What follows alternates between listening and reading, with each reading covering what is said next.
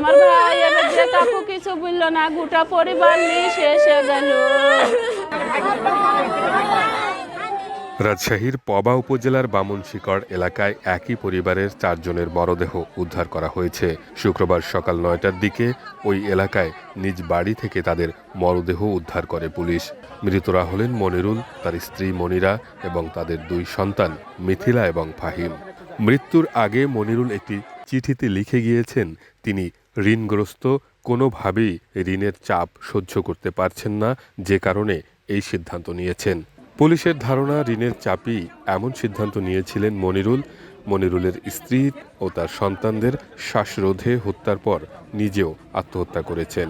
মরদেহ উদ্ধারের পর রাজশাহী মেডিকেল কলেজ হাসপাতালের মর্গে পাঠানো হয়েছে।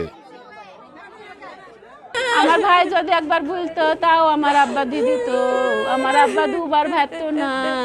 আমার ভাই এবার যে কাকু কিছু বললো না, আমার ভাই এবার যে কাকু কিছু বললো না, গোটা পরিবার নিয়ে শেষ হয়ে গেল।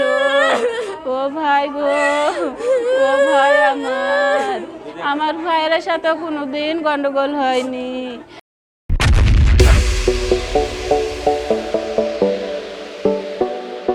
ওর আগে থেকে ঋণ ছিল, ধার দেনা ছিল, কিস্তি ছিল, কিস্তির লোকজনে চাপ দেয় বিভিন্ন টাকার জন্যে।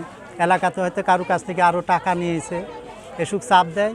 এর আগে ধার দেনা ছিল, ওনার আব্বা জমি বিক্রি করে পরিশোধ করেছে। তারপর আবার অনেক ধার দেনা, বিভিন্ন চাপ দেয়। সংসারে যেটুকু ইনকাম করে এতে সংসার চলে না, তখন যে কাজকর্ম পায় সেটাই করে। ছেলে কর্মিক এবং সাদা সুদের ছেলে, কারোর সাথে মারামারি বা গন্ডগোল ফ্যাসাদ এগুলো কোনো দিন কারোর সাথে করেনি। 9:30টার দিকে আর কি খবর পেয়েছি যে হচ্ছে বামুনশিকড়, আমার থানাধীন বামুনশিকড় গ্রামে মিনারুল নামে একজন, সে হচ্ছে তার স্ত্রী এবং হচ্ছে 2 সন্তানকে গলা টিপে বা শ্বাসরোধ করে মেরে নিজে আত্মহত্যা করেছে। সংবাদ পেয়ে আমি দ্রুত ঘটনাস্থলে আসি, এসে দেখি যে হচ্ছে সে হ্যাঙ্গিং হয়ে আছে, ফ্যানের সাথে গলায় দড়ি দিয়ে ফাঁস নিয়েছে।